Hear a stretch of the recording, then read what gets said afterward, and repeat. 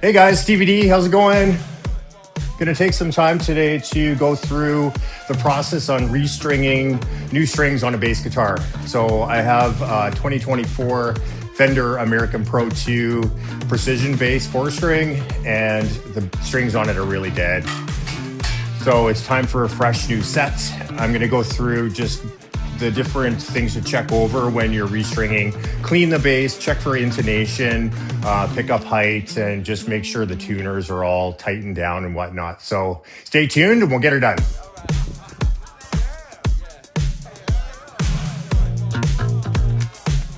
Okay, so what you want to do is make sure that you have all your proper tools ready to roll here for when you're getting started. So I get out my quick tuner, quick winder, set of cutters, and a small Phillips screwdriver. And that gives me pretty much all the tools other than I don't know what size that is for those nuts on the tuners, but that's good to have as well because sometimes those get loose. And then also here on this particular bass, there's a really tiny screwdriver for getting into the tuner knobs if they get loose or wobbly. So, and then of course you need a tiny little Allen key for saddle height, and that Phillips screwdriver will work. I think it's a Phillips screwdriver in the end there for, maybe it's an Allen key. I'll have to figure that out, but that's to adjust intonation to make sure that the notes of the guitar are exact from being the open E, A, D, G all the way up to the octave. So if it's sharp or flat on your tuner, you need to adjust the intonation by sticking a screwdriver in here and either releasing it forward or pulling it back, and that will fine tune the adjustment. So, okay, so next step here, now that we have all our tools out ready to roll. So what I want to do is just take the tension off all of the strings. And you just do that by your hand. You really don't need your winder to do this because you don't have to go that far. But take all the tension off just so they're loose and wobbly. Because what we're going to do next is we're going to actually cut the strings about right there to get them off super fast. So I'll grab my cutters here, and you can see all the strings are wobbly. There's no tension on them at all now. So I could just whip through here and cut these strings right off. That's boom, done. So all you have to do is just unwind them on the tops here and pull the strings off.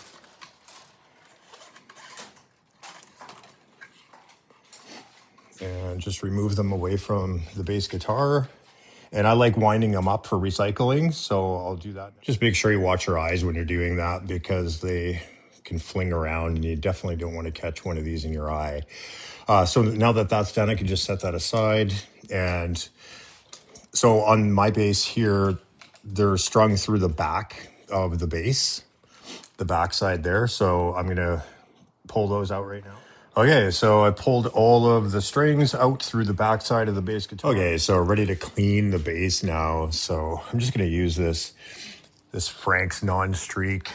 It's just a knockoff of Windex. So just spray a bunch on here.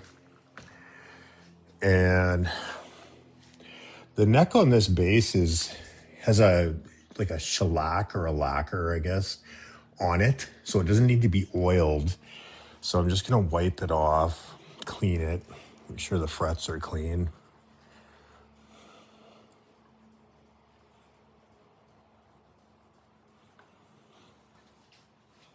I do keep this instrument pretty clean most of the time, but they do get dirty fast.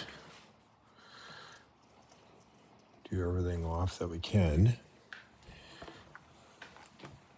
Just gonna give this a little bit more shot of this Frank's. And I'm gonna unplug my inputs, my wireless. And we'll just give it a blade down here. Doesn't have to be perfect, but Just get the grime and the dust off, because it's hard to access when the strings are on, so it's so much easier to do now that you have the strings taken off. So that's way better. That's looking really good. I can clean the back of the guitar later. All right, so now we can put the new strings on. I'm going to put on D'Addario NYXL 45 through 105s. These are amazing bass strings. They last a long time and they sound incredible.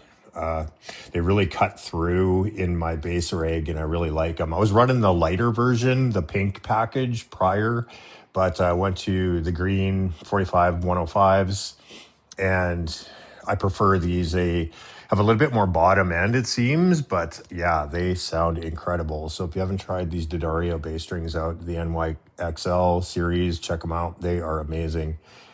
All right, so we'll get to doing installation. The cool thing about the D'Addario strings packaging too is it's obviously super straightforward. It's all color coded. I think most bass strings are these days, but their packaging is pretty cool.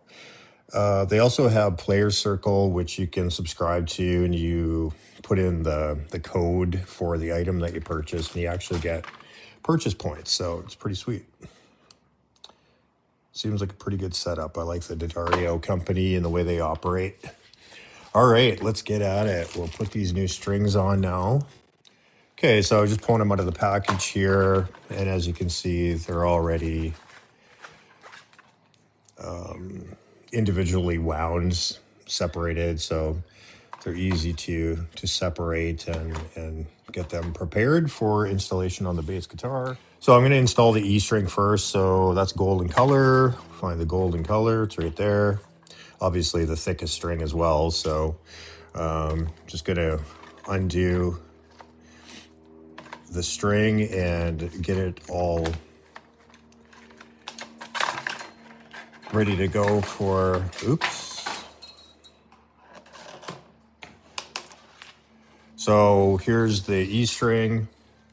So I'm gonna go in from actually underneath the back. Remember earlier in the video I showed you, you can go through the actual body of the bass. So that's what I'm gonna do for the installation of the new strings. So here we go. To the back side, pulling it out the front. And I'm going to do this for each and every string. I have all the strings pulled through. And now what I need to do, I'm just gonna cut them to length to make sure they're the right length. You don't want them too long because then you run into overlapping issues on your tuner pegs where there's too much string. So let me show you the proper length right now.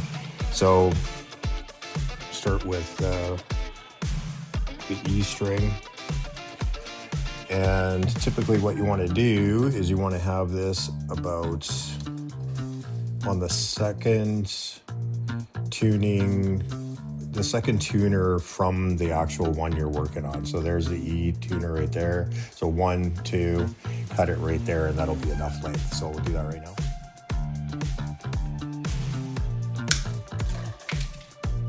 We have that cut. What we're going to do is we're going to insert the tip of it into the actual tuning peg hole. There's a hole in there. Sorry about the focus, guys. We'll get it right eventually. Hello, right in there. Okay. So it's going to be going in counterclockwise direction. So we want to do the bend on the inside because we don't want the string on the other side. We want it on this side when we're winding it. And I'll show you what I use my quick winder now that I got it wrapped around. You want the string so it goes underneath. As I tighten this up, it's going to push up on that previous wrap, because you want the string as low as possible on the tuning peg. So we'll just cut this a little bit here. And as you can see, it sucked that underneath the previous wind, which is perfect. So we'll do that for every other string.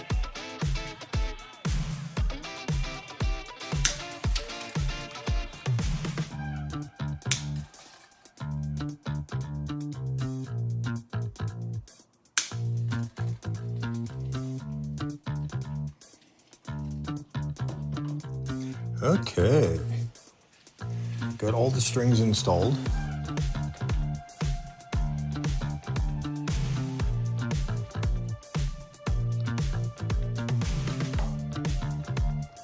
I'm gonna worry about tuning later. So now what I want to do is just eyeball the pickups, because I know where I want them by my eye.